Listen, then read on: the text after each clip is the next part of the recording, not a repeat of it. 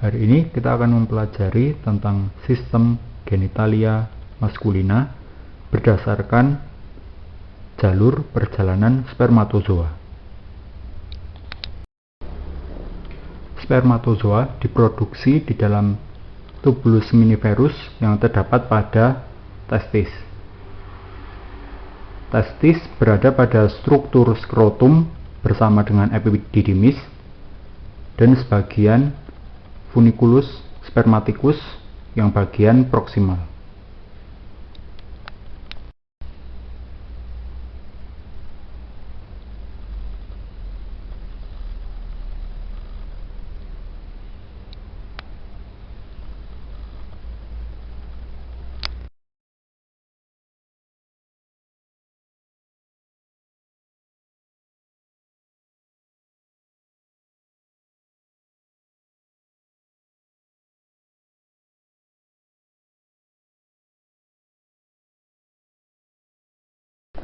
Dua lapisan paling superficial dari skrotum adalah kulit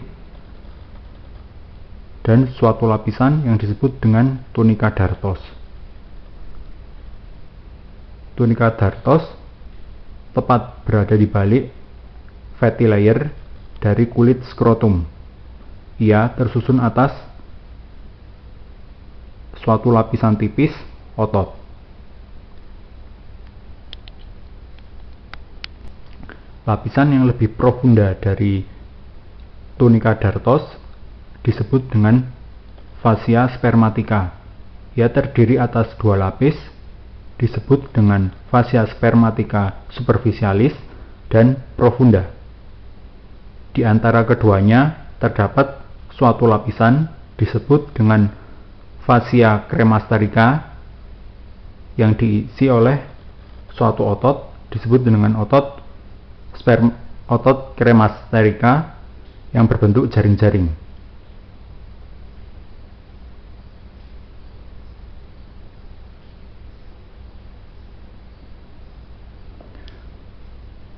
Kontraksi dari otot cremasterica ini memungkinkan skrotum untuk terelevasi ke atas, mendekat ke aksis tubuh.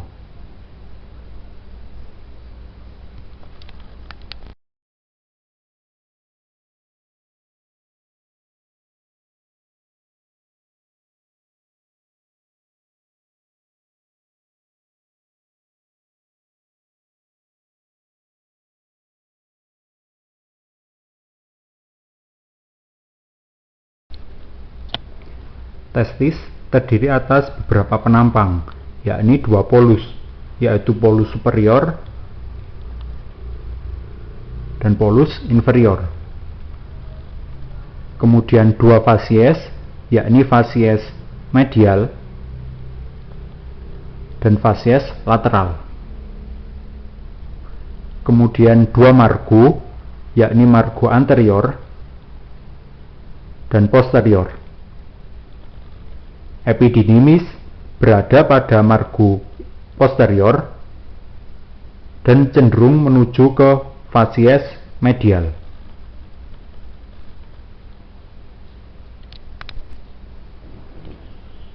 Setelah melalui testis, spermatozoa akan bergerak menuju ke epididymis. Epididymis selain berfungsi sebagai jalur, juga berfungsi sebagai tempat pematangan spermatozoa, sehingga motilitasnya mulai berfungsi. Epididymis terbagi atas bagian kaput, bagian korpus, dan bagian cauda sebelum menuju ke ductus deferens.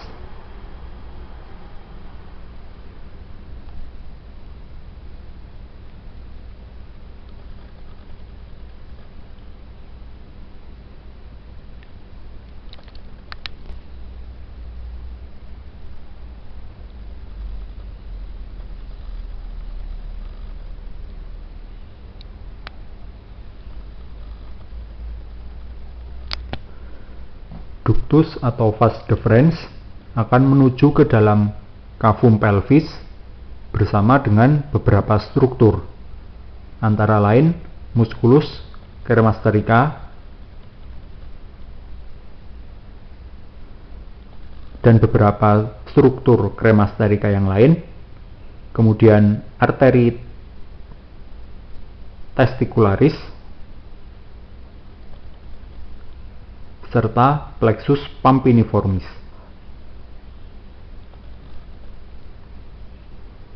Menuju ke dalam kanalis inguinalis. Struktur yang ada di dalam funiculus spermaticus akan menuju ke dalam kanalis inguinalis.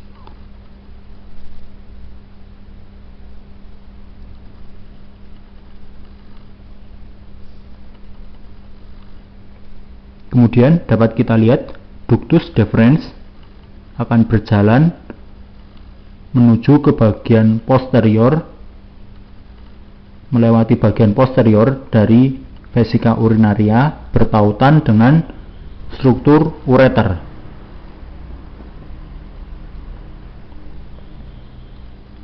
Di sini ductus deferens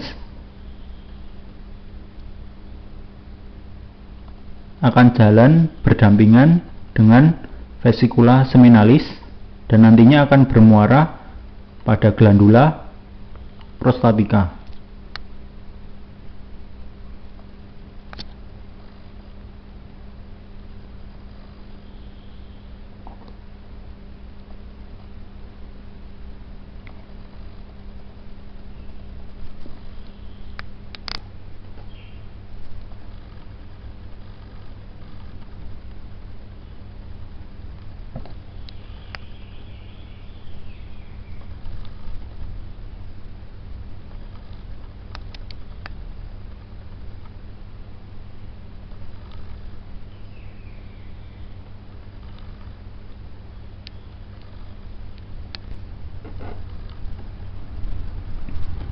Ductus deferens dan ductus dari vesikula seminalis akan bersatu dan bermuara di dalam glandula prostatika. Kemudian di dalam glandula prostatika mereka disebut dengan ductus ejaculatorius.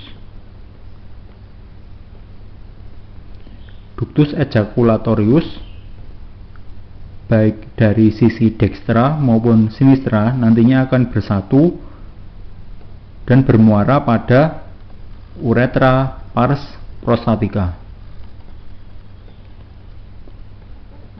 Kemudian perjalanan dari uretra pars prostatica berlanjut setinggi musculus sphincter uretra externa, disebut dengan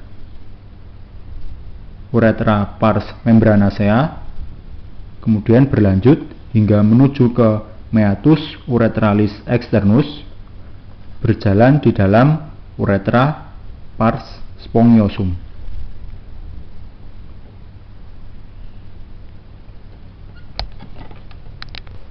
Kita akan mempelajari anatomi penis. Dari potongan sagital kita dapat melihat pembagian-bagian penis, dimulai dari bagian radix penis atau akar penis, kemudian corpus penis,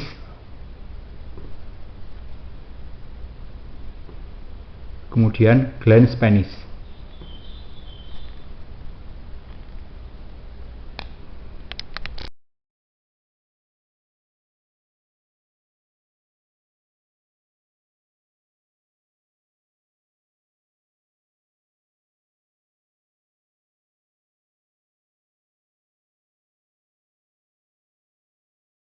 Radix penis adalah bagian yang masih tertanam di dalam perineum. Jika kita susuri ke bagian lateralnya, kita akan dapatkan radix penis akan berikatan dengan bagian os isium.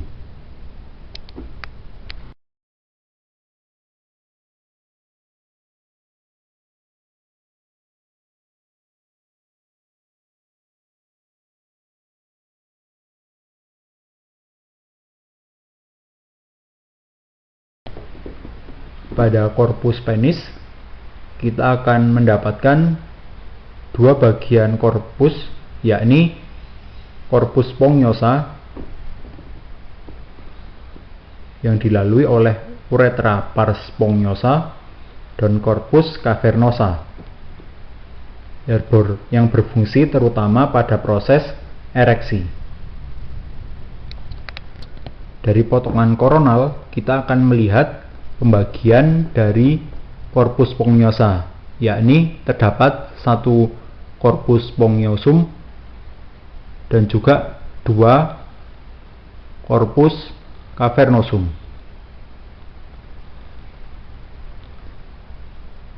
Berjalan di atasnya sepanjang korpus penis terdapat suatu struktur disebut dengan vena dorsal penis dan arteri dorsal penis.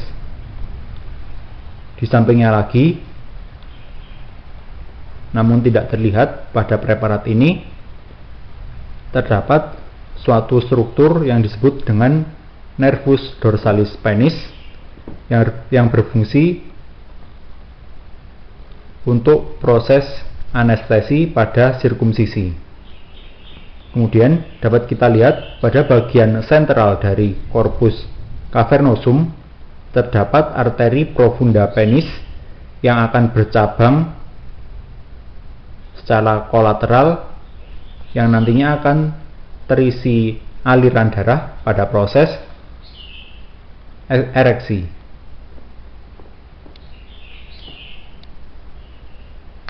Dapat kita lihat struktur dari glans penis yang sudah tersirkumsisi. Apabila masih belum tersirkumsisi, sebagian besar bagian dari glans penis akan tertutup oleh kulit penis yang disebut dengan preputium. Dapat kita lihat bagian glans penis terdiri atas bagian glans penis itu sendiri. Pada bagian distal yang mengelilinginya akan terdapat suatu struktur penonjolan yang disebut dengan corona glandis.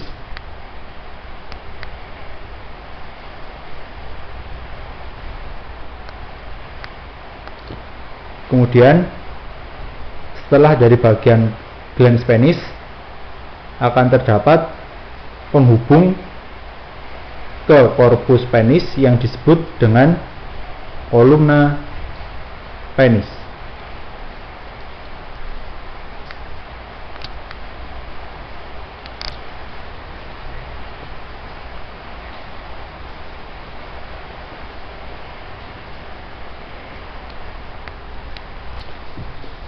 Dari potongan sagitalnya kita akan melihat bahwa struktur glans penis merupakan kelanjutan dari korpus